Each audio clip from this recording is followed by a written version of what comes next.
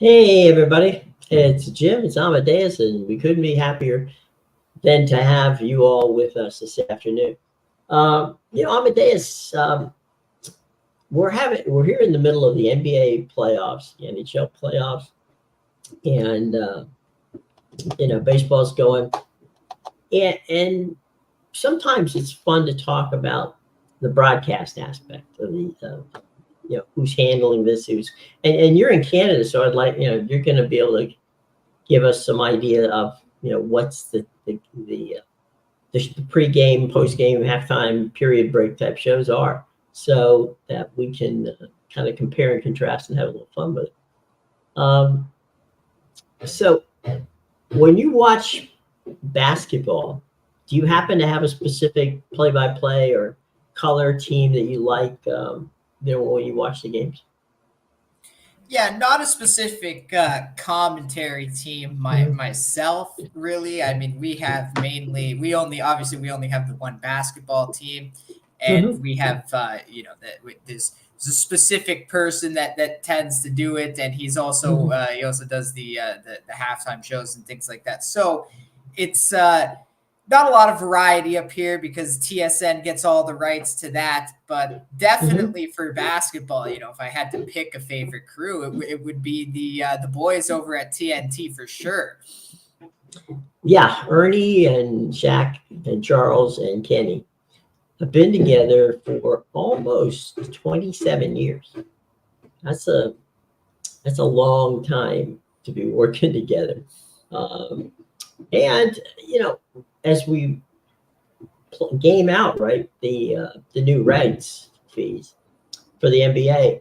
Uh, this is the first year since Turner, and now it's Warner Brothers Discovery, um, has had the exclusive window, which basically means that ESPN and Turner had up until last Tuesday to put bids in and basically tie up the NBA rights. The folks at Warner Discovery, which is Turner now, um, did not. NBC put in a bid because they didn't put in a bid, meaning Warner Discovery didn't put in a bid. So now Amazon came in and picked up a package. ESPN is locked in, and we're waiting to find out how this whole thing works out. And we're about to find out if Charles and Kenny and Shaq and Ernie stay together, or if the gang, if the bands get breaking up. Yeah, it's definitely going to be disappointing if the band breaks it up. Obviously, Chuck is in the situation where he can get out of his contract if Mm-hmm. TNT doesn't have the rights. He's a free agent essentially. But then you Mm-hmm. have Ernie saying that he's not leaving Turner. So Mm-hmm. it's a sticky situation because unless the rights stay there, you can go hire Chuck and all these other guys, but you're not going to have Ernie. And at the end of the day, you're not going to be able to recreate the magic that we've seen there for Yeah, 27 years.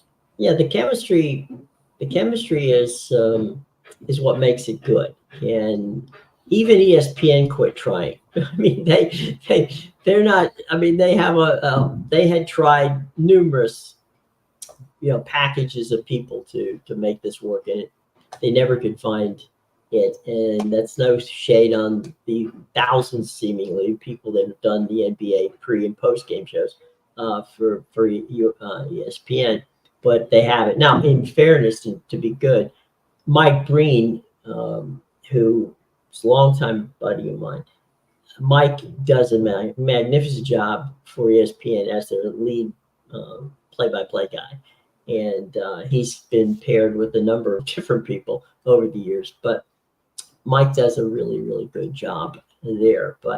And Kevin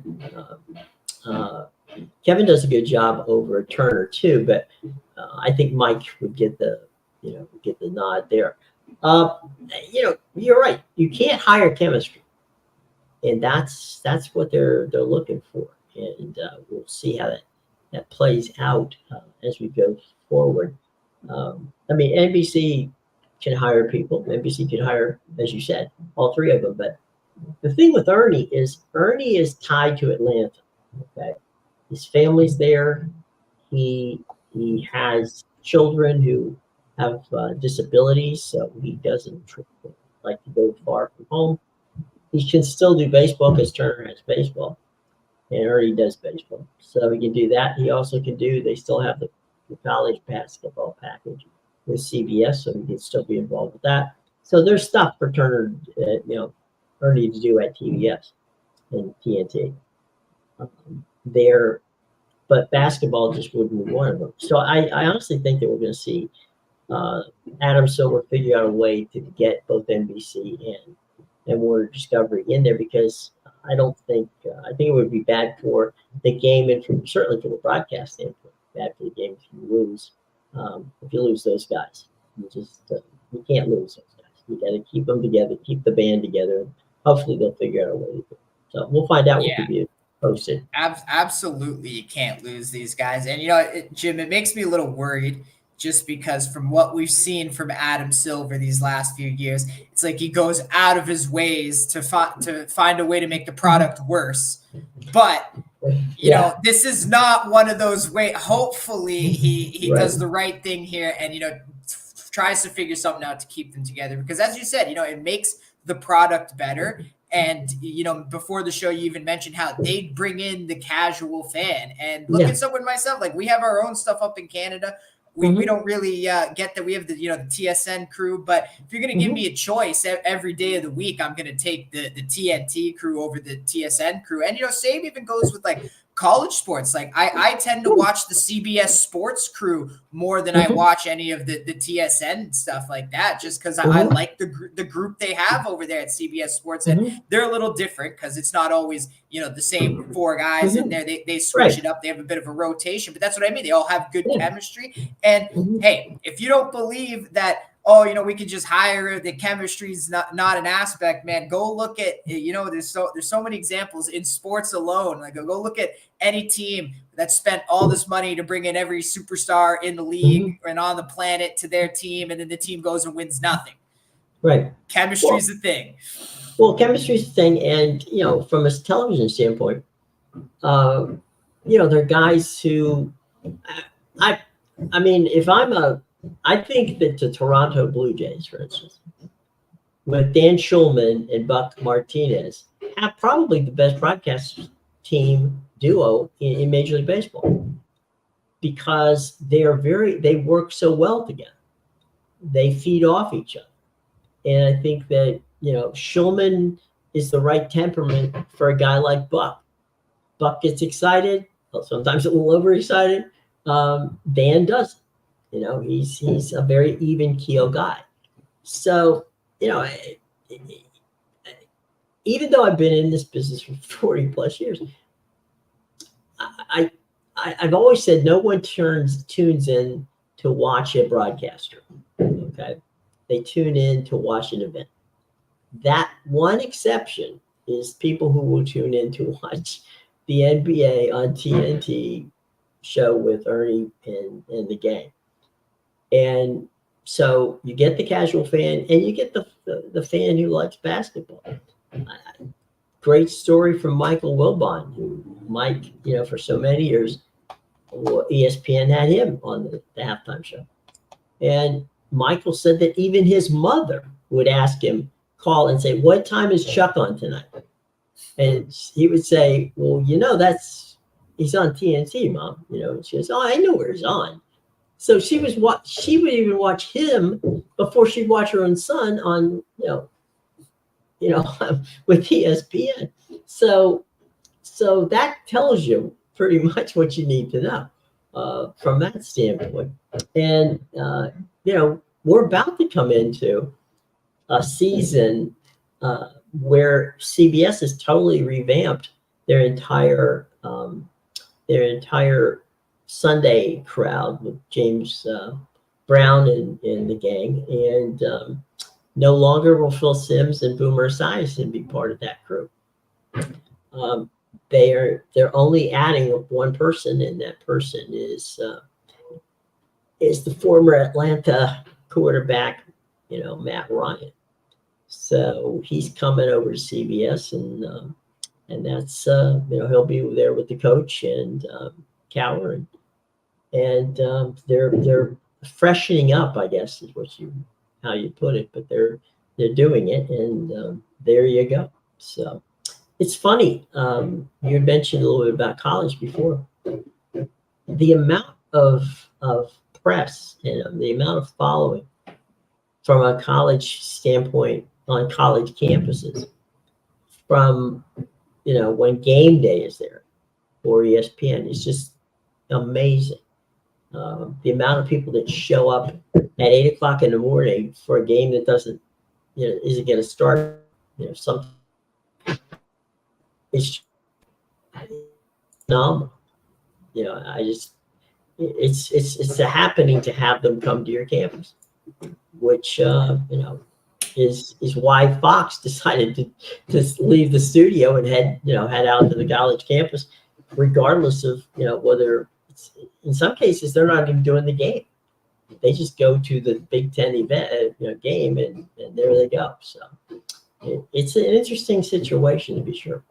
Yeah, I think, a lot of that has to do with the football fever, obviously. But yeah, definitely. I mean, College Game Day obviously has Pat McAfee now, who was very popular on YouTube before he got the deal with ESPN. So some people say his deal with ESPN made the show worse. So it's one of those things, though, right, where like people, I've always disagreed with that statement you said that people don't show up for the broadcasting, and I that's just a personal feeling I have, because personally, me and my friend were devastated when Chris Collinsworth and Al Michaels, broke up, because that we were tuning into Sunday nights for it didn't matter who was playing. It could have been the two worst teams, but we knew we were getting Carrie Underwood and Al Michaels and Chris Collinsworth every Sunday night. So it was, it was like a tradition for us.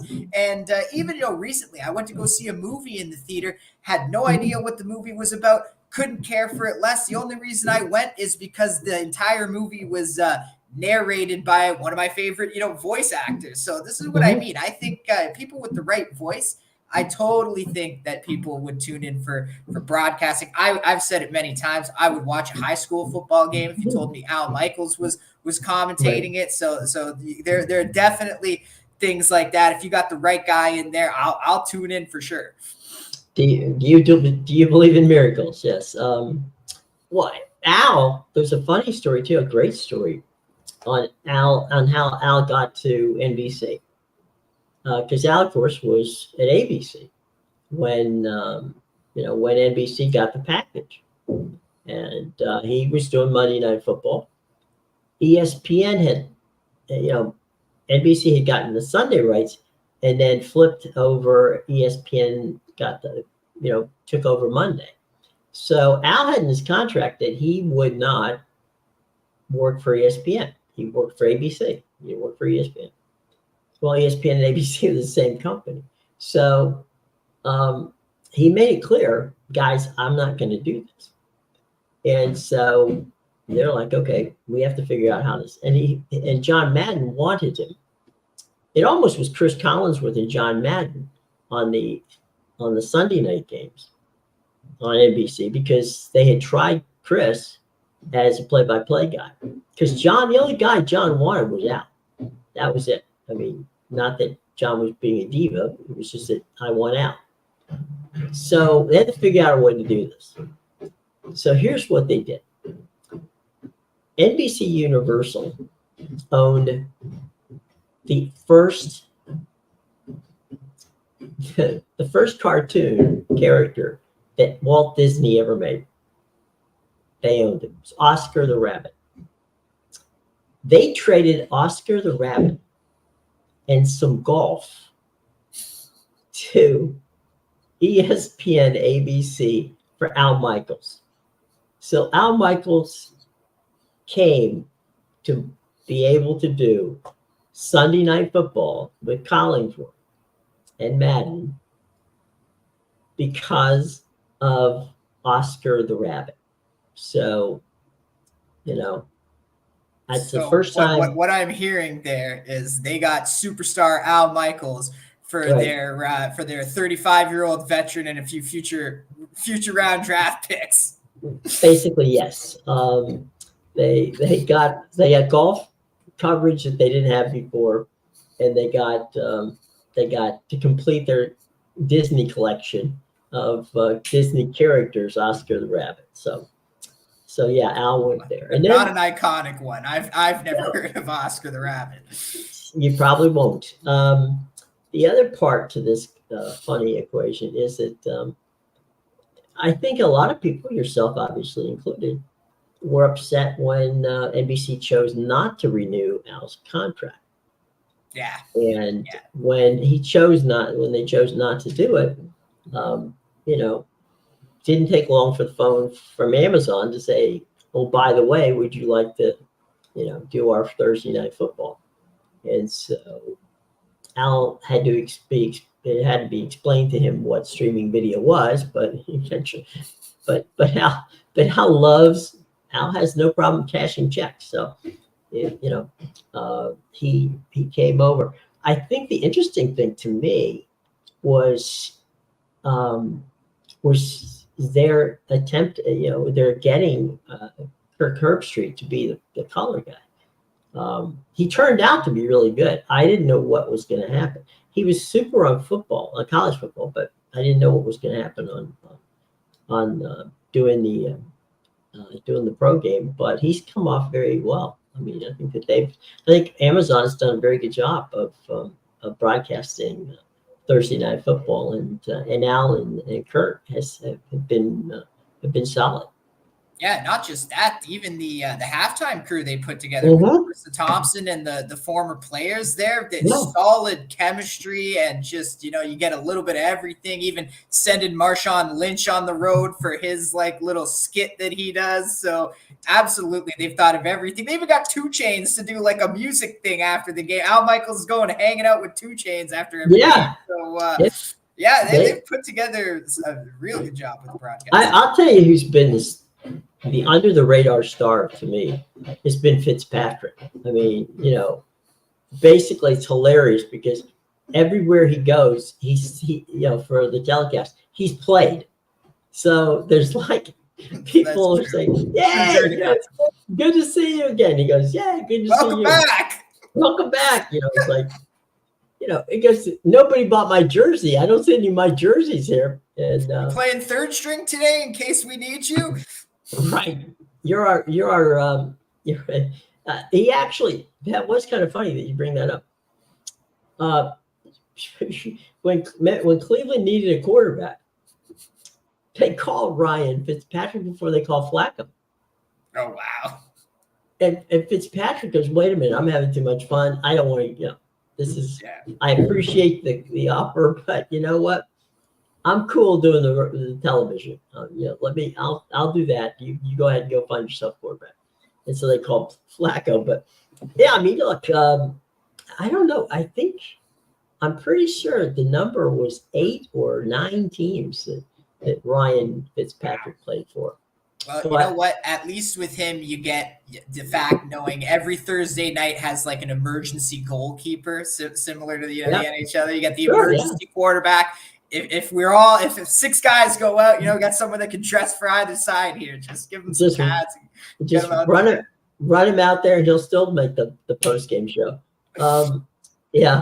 He's also the only, to the best of my knowledge, he's the only Harvard graduate that's on college or pro football's roster of talent. So that's kind of funny as well. The next couple of days are very big on the soccer side. You've got the semifinals of the Champions League. So what say you on that, my friend?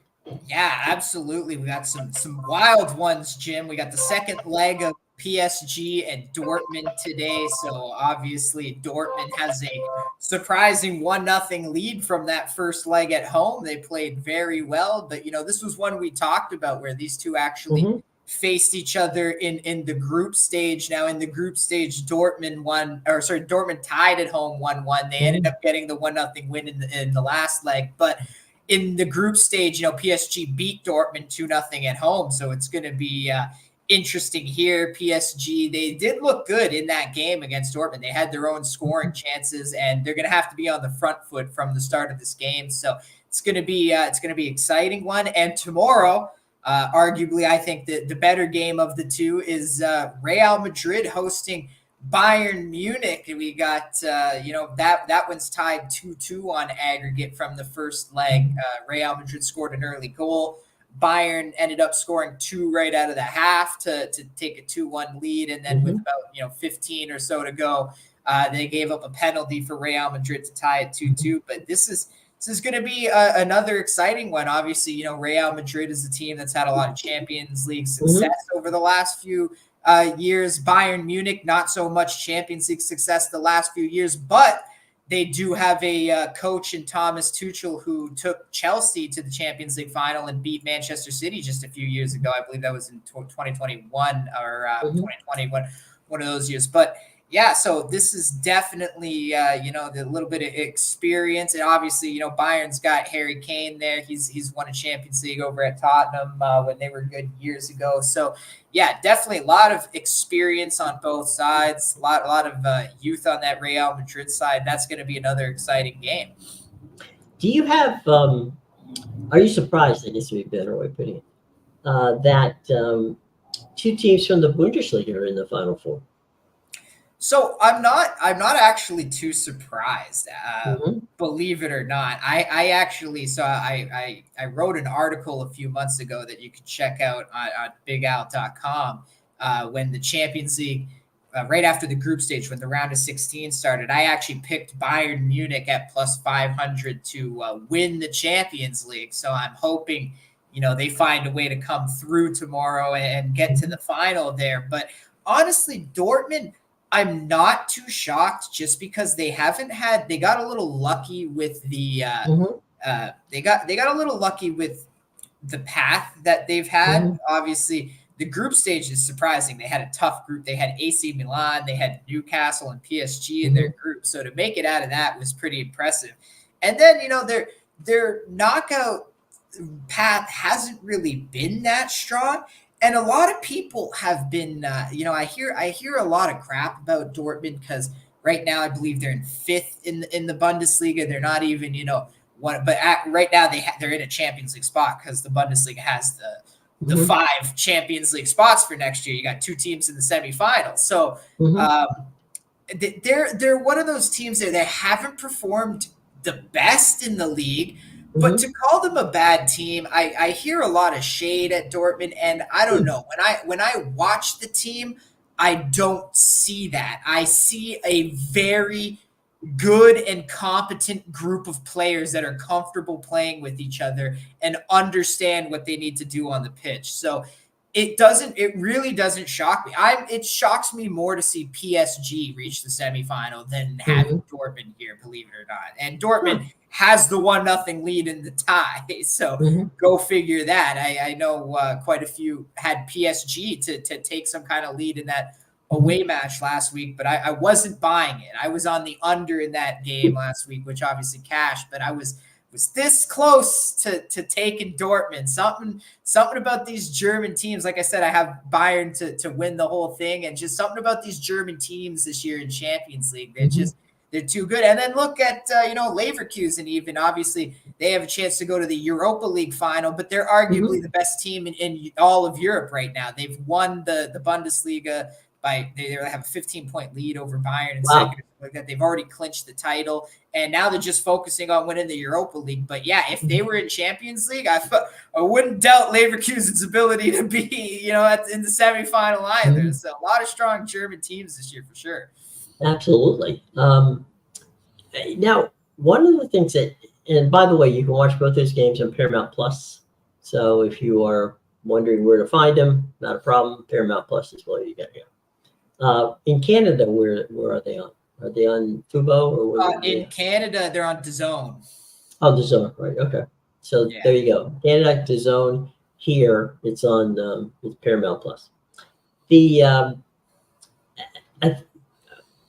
the amount of money that a Champions League title gives you, I think, is underrated. I mean, you can make more money by winning a Champions League than you can win by winning the Serie A or a number of leagues in in Europe. So to win the Champions League, when you start cashing that check, that's a pretty big check.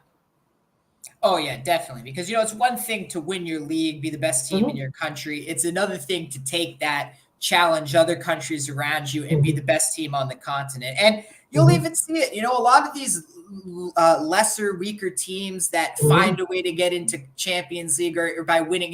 We saw one year Toulouse got it. I don't know if it was Champions or Europa League, but they won the Coupe de France and they got in there. So sometimes these lesser teams sneak in, like Sevilla and things like that.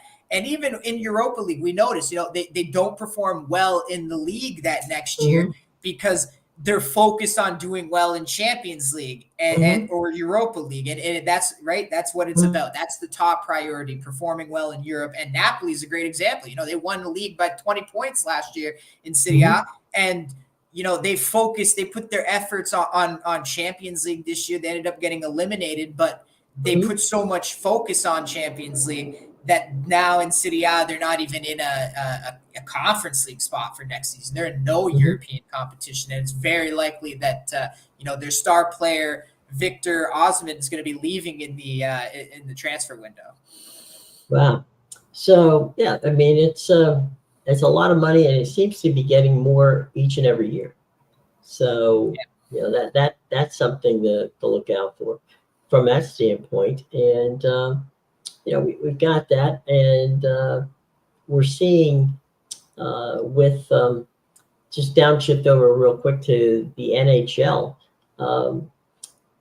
Boston, after a nail biter the other night with the Leafs and winning that series, ends up just blasting the living daylights out of the Panthers last night.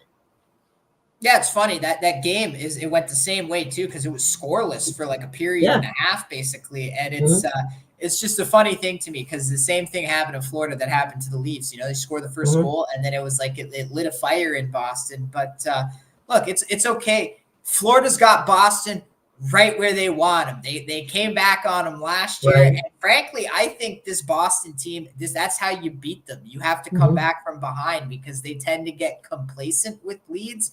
Whereas when they're trailing, it kind of motivates them. But notice, they lost last year being down 3-1, being up 3-1. They almost lost.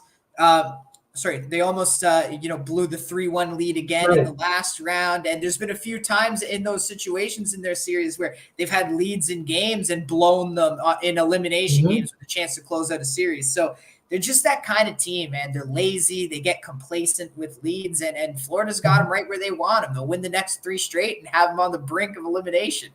There you go. I can honestly say the first game of the Knicks and the Pacers did not evoke any thoughts back to the Reggie Miller Pacers and the Patrick Ewing Knicks. The Knicks just toyed with them for a while and then decided, okay, we're just going to bury them. And they did. So maybe it's just game one, who knows? But it did look like a mismatch last night. Yeah, I don't know. The Knicks, they didn't look great in that game. They struggled a lot at times. We'll see what happens in game 2, right? I didn't think the Pacers were going to put up that much of a fight. We'll see, but man, how about them Timberwolves already? 2-0 lead going back to Minnesota against the defending champions. Just unbelievable. Well, you've been on the Timberwolves from the beginning. You thought they were going to be a tough out, and clearly they are going to be a tough out. There's no question about that. And Edwards, I mean, he keeps denying the rumors, but so many people comparing him to Michael Jordan. It's like he's embodied the spirit because he's got 40 points in almost every game he's played, and they've They've covered, 6 straight spreads. They haven't lost a game in the playoffs. They've played 6 games. Mm-hmm. Wow. I mean, you got to like that. Now, the other part to that equation is that the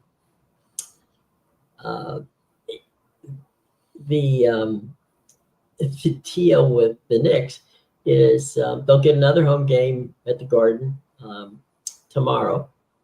And tonight we get the Celtics and Cleveland play each other. On paper, Boston should win, but games aren't played on paper. We'll have to see how it plays out. What's the odds on that one? What do you think the spread is in that game? Boston and Cleveland? Yeah. 6.5, something like that. Boston is a 12-point favorite at home. Okay. And I mean, they beat not to me, but okay. I was gonna say they beat the Heat by 20 in every game, but the Heat were without Jimmy Butler. I mean, they're missing Kristaps Porzingis tonight as well. So yeah, we'll see what happens. I think Jarrett Allen's going to be out for the Cavaliers as well. So it's going to be a bigless game. We're going to have Evan Mobley and Al Horford battling the glass. Right. This is a mess. Speaking of a mess, Lakers. Oh my God. Cleared out the coaching staff for the next LeBron. They cleared out the coaching. They sacrificed, right? That's a good way of putting it. They sacrificed the coaching staff. The coaching staff, by the way, they're not too pleased, and they let it know that they were not too pleased. They blasted everybody. I mean, there was not the only person I think that did not get blasted was the equipment manager. Everybody else on the team got blasted. I mean, they just, I guess they realized, what do we got to lose, right? It's like, you know what it was, right? Anthony Davis played so well this year that they couldn't scapegoat him. He was playing with that energy, like, you're not blaming this sweep on me this time, right? Find someone else. Right. There goes the coaching staff. And you kind of wonder who wants the job. I know, right? Like what? And if you're the coaching staff at the same time, you got to think to yourself. You knew what you were getting into. Anybody that takes this job has to know what they're getting into here with LeBron. 100%. I mean, I remember back when Doug Collins was coaching the Chicago Bulls, and Michael came, and Michael loved Doug. He helped him, got him, to a point where he, realized, okay, this is what you can do. This is what you need to do. And I mean, Doug is a consummate teacher, and he did a very good job in ushering Michael from North Carolina to the NBA. And, but there was a time when they just couldn't get past Detroit. So, they brought in Phil Jackson, and Phil Jackson created an offense that actually Michael liked better than Doug's. Michael wasn't a coach killer. That was true. There was some, and we've all seen, not everybody, but most people have seen the Laker, the Laker deal on there's the streaming series, the saga of what goes on with when Jerry Buss took over the Lakers. Where Magic pretty much, he didn't coach the team, but he definitely was involved. But again, even Magic, when they finally settled on Pat Riley, that wasn't a problem either. So LeBron, though, I mean, everywhere he's gone, a coach has been fired, except, and we talked about this earlier one day, Eric Spoelstra in Miami. He tried, but that didn't work. Pat Riley told him, go down, play basketball, and leave me alone. Listen to Spoelstra. He's the guy.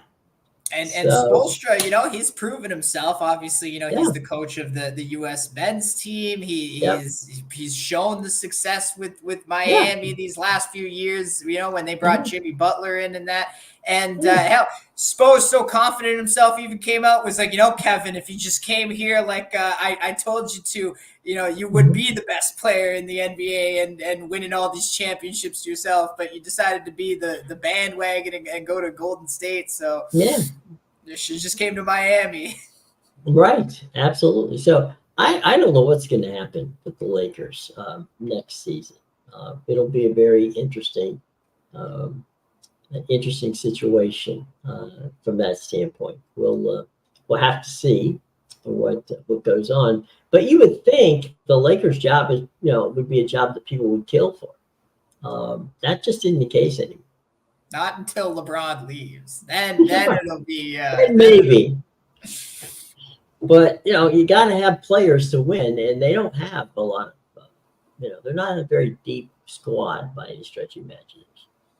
Yeah, because every year they lose, and then LeBron's like, the team's not good enough. We need to overhaul the roster, and then they mortgage the future to bring in 3 guys right. LeBron likes and wants to start with, and then that doesn't work out, and then next season we got to get rid of these 3 guys and do it all over again, and then we wonder why it hasn't worked. Well, then you got one guy on the one guy in the front office who's running the cap going, I have no idea how we're going to do this. We are going to get. I mean, they get dinged every year by the NBA, even when they don't win championships, even when they don't make the playoffs. It's because they're very cap creative, but caps are not built to be rebuilt every year, and that seemingly is a problem. So we'll just have to see how this plays out. But this is definitely, it's got soap opera written all over it. And I think it's hilarious that the Clips are going to leave the Crypto Dome there and head across to Inglewood or Irvine. I'm sorry, Irvine, where it is Inglewood. Inglewood, where in the same parking lot with the football stadium. It's going to be a nice arena from what I see. It's going to be the Intuit Center. Sorry? The Intuit Center. Yes, the Intuit Center. I kind of, it's kind of funny they change names of these buildings so often that I think that is so much fun for you and I to rename the building so that they get a chance to see. But yeah, I think that the times are going to be tough over at the Crypto Dome for the Royal Purple and Gold. It's not going to be fun. One more thing on ratings wise. Do you think that the NBA can generate ratings if they don't have LA and Golden State in the playoffs? Well, I mean, they're gonna have to this year, right? I guess it depends, right? They're probably gonna need an Eastern market like the Celtics or the Knicks. I'm sure that'll pull it, and I'm sure that's what they want is the Eastern Conference Finals. The writing's already on the wall for Knicks. Boston and New York, yeah. Yeah, so I think that'll maybe generate enough revenue to make up for the West, especially if we get Minnesota OKC. That's going to be would be a brutal one for the West this year, regardless. That would be, but in fairness, those are 2 good teams. Oh, they might be the 2 best teams in the they'll be the two best teams in the West for sure. I mean, the Nuggets haven't shown they're the second best team, but. Yeah, it's I don't know. I don't think ratings wise that would be too good. Minnesota OKC. No, that would definitely be that'd be like Texas and Arizona in Major League Baseball in the World Series. Friends and family will watch. Wait a minute. I'm not saying that I'm not throwing shade. I'm just simply saying people don't know them. I mean, that's the problem. It's certain teams and you rely on not just the NBA fans, but the casual fans as well. And if the casual fans don't know who these people are, then that's it. But I think that the league has to do a better job of selling some of these guys. Yeah, that's the thing, right? Like there's no old stars really in it anymore, right? Your oldest is like what, Jokic and Doncic are the two oldest Right. faces, because then Minnesota, we got Ant Edwards over there, it's like 22. Shai Gilgeous Alexander and the Thunder of the third youngest team in the entire NBA. So yeah, it's a lot of young face. Even the Pacers, very young team there with Tyrese Halliburton is obviously the face. I know Siakam's been picking up a lot of the slack since he got there, but Halliburton, I would still say, is the face there. And the Knicks, they got the young guys as well. Sure. So it's definitely going to be interesting to see how that works out. Speaking about interesting, if you want to have an interesting afternoon and evening, check what's in the show box below that Amedeus has for you. Why don't you give us a preview there, boss? Yeah, make sure you check out my premium picks at bigal.com, pickadvisor.com, and theinsidersroom.com. The links are in the description below. I got a big Champions League total of the month that starts in 10 minutes at 3 p.m. Eastern time, so go check that out. I also have, 6 plays on the pitch in South America for between Copa Libertadores and Copa Sudamericana tonight, including my Copa Sudamericana total of the week. So make sure you go check that out. I also have one NBA play up as well. So there you go. Plenty of different to by all means check it. We'll have some fun with it. And I'm sorry, did you say you did or didn't have a game at 3 o'clock?